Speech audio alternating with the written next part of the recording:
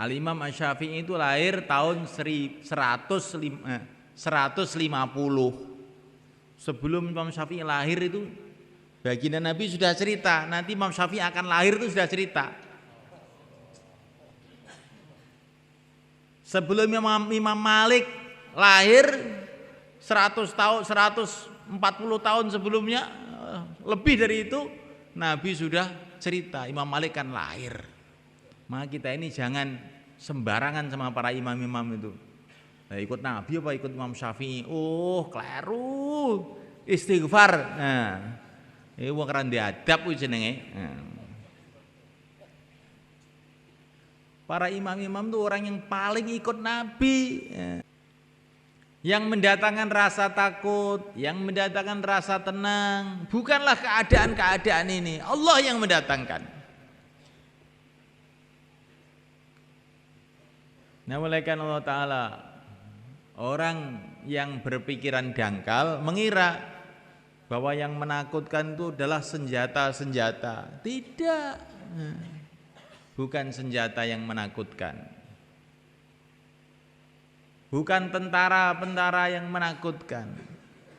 Yang menakutkan pada hakikatnya adalah Allah. Lihatlah tentara-tentara beberapa ribu, semua membawa bedil, semua membawa granat. Ini presiden nggak bawa apa-apa, tapi semua takut sama presiden ini. Nah, kenapa? Allah bikin mereka takut. Lihatlah kopral-kopral itu masih sehat-sehat, kuat-kuat. Jenderal-jenderal itu sudah tua-tua. Nah, kok kopral-kopral itu jadi takut sama jenderal ini? Berapa ribu? Ayo ke sana, semua ke sana, semua. Ke sini, semua ke sini, semua. Kenapa? Kenapa? Allah Subhanahu wa taala yang bikin mereka takut. Allah Subhanahu wa taala yang bikin mereka taat. Dan kalau Allah menghendaki, bisa saja Allah rubah yang tadinya taat jadi tidak taat, yang tadinya takut jadi tidak takut.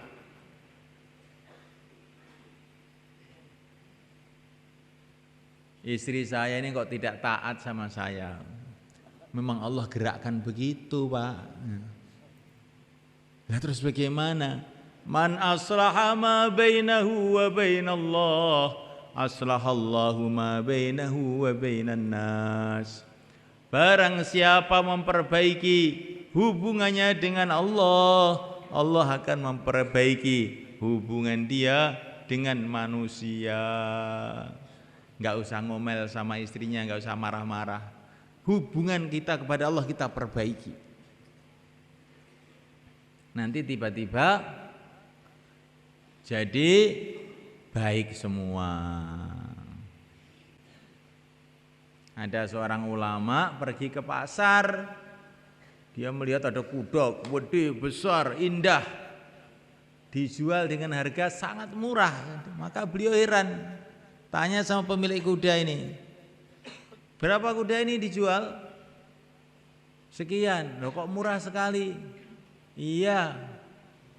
Kenapa kok murah sekali? Karena kuda ini nakal sekali, Pak Kiai. Nakal. Untuk Pak Kiai gratis pun boleh, nggak usah beli. Nah, ini setiap orang nunggang ini mesti dijatuhkan. Saya juga nggak berani nunggang ini. Pak Kiai mau, silakan bawa, ada gratis. Oh ya, enggak, saya beli. Kemudian kuda tadi dibisiki sama Pak Kiai. Hei kuda, saya dulu juga nakal kayak kamu. Tapi saya sudah tobat. Nah, maka kamu jangan nakal lagi ya. Maka yang pemilik kuda itu heran. Kuda kok tidak ngomong, apa ya paham? Kalau Allah memahamkan, kalau Allah memahamkan, ya paham. Walaupun manusia kalau Allah nggak memahamkan juga nggak akan paham. Yang penting Allah, ya Allah pahamkan nih kuda. Hei kuda, saya sudah tobat loh, jangan nakal loh. Langsung ditumpai sama Pak Kiai, ditunggangi. Langsung nurut mereka. Kuda sudah nggak lari-lari lagi. Diceritakan sama para ulama begitu itu. Maka masalah kita ini sebetulnya di dunia ini hanya dengan Allah. Pokoknya dengan Allah itu baik, dengan lain-lain itu mudah. Tapi setan itu menipu kita. Kamu masalahnya dengan istri, masalahnya dengan anak, masalahnya dengan tetangga. Oh, kamu punya banyak masalah. Enggak. Masalah saya bukan dengan istri. Masalah saya dengan yang menciptakan istri, yang mengendalikan hati istri, Allah Subhanahu wa ta'ala. Masalah saya bukan dengan tetangga, masalah saya bukan dengan takmir masjid, masalah saya bukan dengan pemerintah, masalah dengan pencipta alam semesta, Allah Subhanahu wa ta'ala. Kalau Allah ridha kepada saya, beres. Kalau Allah tidak ridha, bagaimana mungkin bisa beres? La ilaha illallah. Nah, ini ujian pertama ini. Ini baru bimbingan ujian, belum ujian betul. Ini bimbingan ujian. Nanti sampai dalam perjalanan hidup ini kita akan diuji macam-macam. Apa kita kalau menerima ujian itu kembali kepada Allah, apa terus bingung mubeng antara makhluk ke makhluk?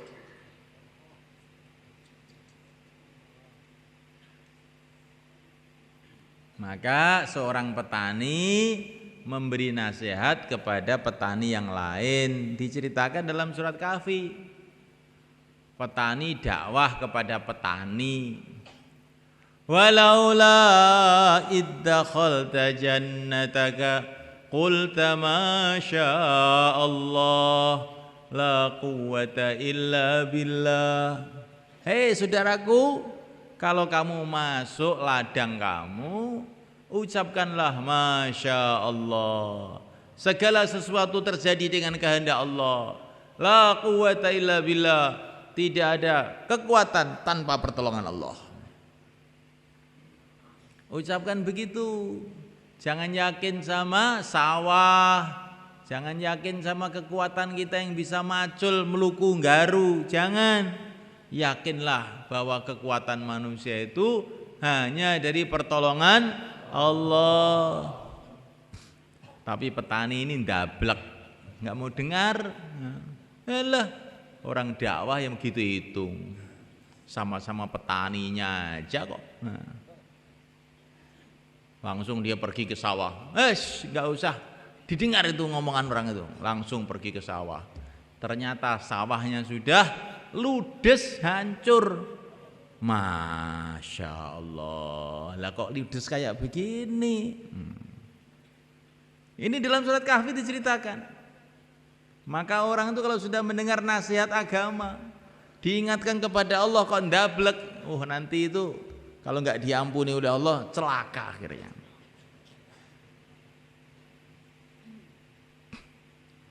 Hadirin dimulakan otak. Ini ujian pertama. Bagaimana kita kemana saja, di mana saja, yakin hanya kepada Allah SWT.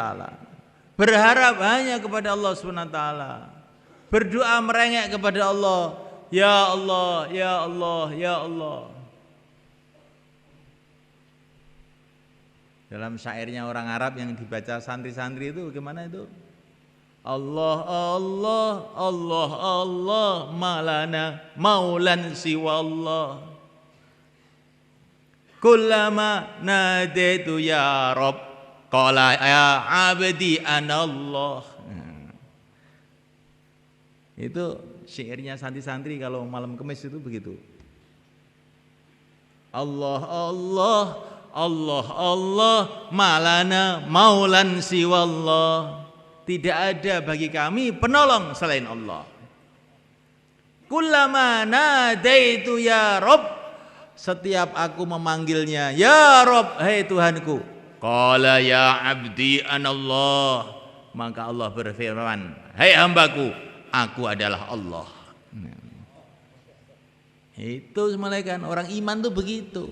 Ada apa-apa, ya Allah. Satu hari baginda Nabi istirahat di bawah pohon, tahu-tahu orang kafir datang bawa pedang. Pedangnya diangkat di atas kepala Nabi. Hei Muhammad, siapa yang bisa menyelamatkan kamu sekarang? Maka Nabi dengan tenangnya, Allah, langsung pedangnya jatuh blok. Terus diambil oleh Nabi, diangkat oleh Nabi. Ayo, sekarang siapa yang bisa menyelamatkan kamu? Muhammad, maafkan saya Muhammad. Nah. Dah, kamu pulang sana ya, pulang. Setelah pulang cerita sama teman-temannya, nggak ada orang baiknya kayak Muhammad tuh nggak ada. Sudahlah ikut aja sama dia. Ini ahlul yakin malah kan, ahlul yakin tuh begitu. Makanya apa-apa kita mulai dengan Bismillah. Maksudnya Bismillah itu kita minta tolong sama Allah. Mau makan, Bismillah, dirasakan betul. Setiap hari juga sudah Bismillah, ini enggak dirasakan. Padahal ujian itu ujian hati, ujian mulut, ujian otak, ujian seluruh badan kita. Kalau kita mengucapkan Bismillah, hatinya juga, ya Allah aku minta tolong nih ya Allah.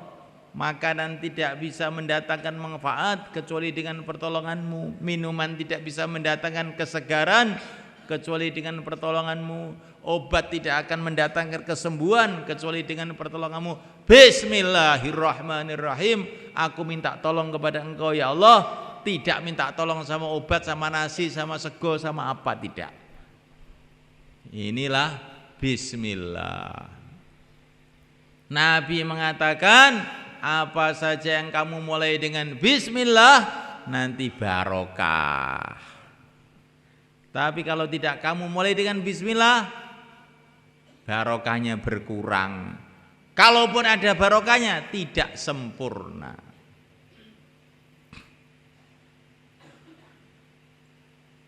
Kalaupun sempurna, sempurna di dunia.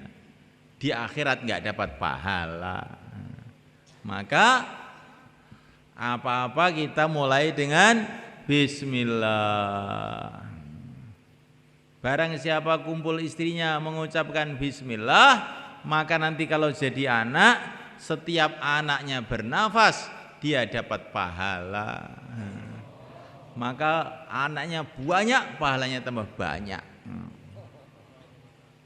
Karena ini dimulai dengan Bismillah, dengan yakin kepada Allah.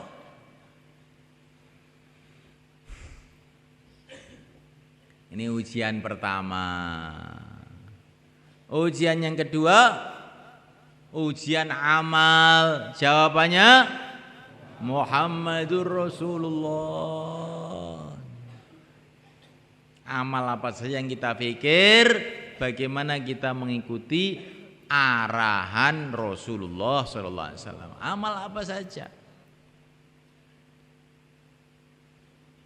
Termasuk arahan Rasulullah adalah mengikuti para sahabat. Itu arahan Rasulullah termasuk. Maka sangat keliru kalau orang mengatakan saya ikut Nabi apa ikut sahabat. Itu keliru. Ikut sahabat itu bagian dari perintah Rasulullah SAW. Ini nanti akan Ramadan sebentar lagi. Ada orang tanya, kalau terawih 21 tuh Sayyidina Umar, kalau 11 Nabi. Keliru kamu itu. Ya. Keliru ini nemen itu. Ya. Ikut Sayyidina Umar itu perintah Nabi. Nabi mengatakan ikuti Abu Bakar Umar ini, kamu ikuti aja. Ya.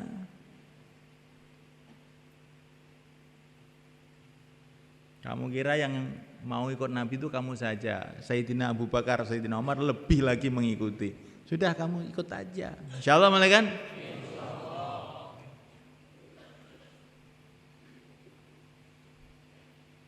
Ini bicara khilafiyah, katanya dakwah nggak boleh bicara khilafiyah.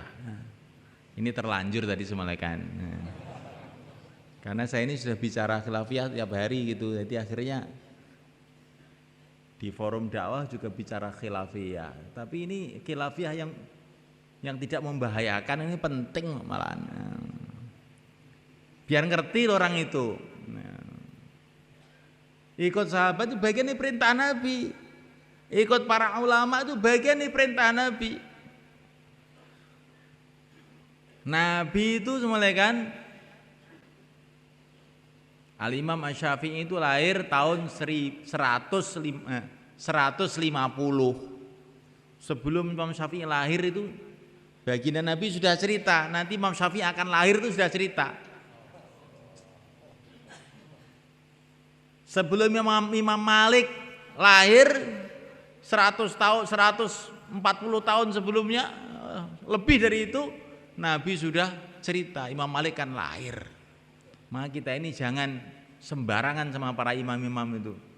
Nah, ikut Nabi apa ikut Imam Syafi'i? Oh, keliru. Istighfar. Nah, ini wong keren diadab kuwi jenenge. Para imam-imam itu orang yang paling ikut Nabi. Cuman kadang-kadang ada orang-orang tidak paham, yang salah bukan mereka, yang para imam itu yang salah yang nggak paham itu. Insyaallah malaikat. Ini penting malaikat, karena zaman ini wong keminter. Perasaannya wis ngungkuli, wis hurduk. Hurduk piye? Nah, malaikat Allah Subhanahu wa taala. Nah, ini kan teman sendiri semua nggak apa-apa gini ya. Nggak apa-apa, tapi harus dihafalkan ini, udah ngerti betul. Pemahaman-pemahaman yang tidak lurus harus diluruskan.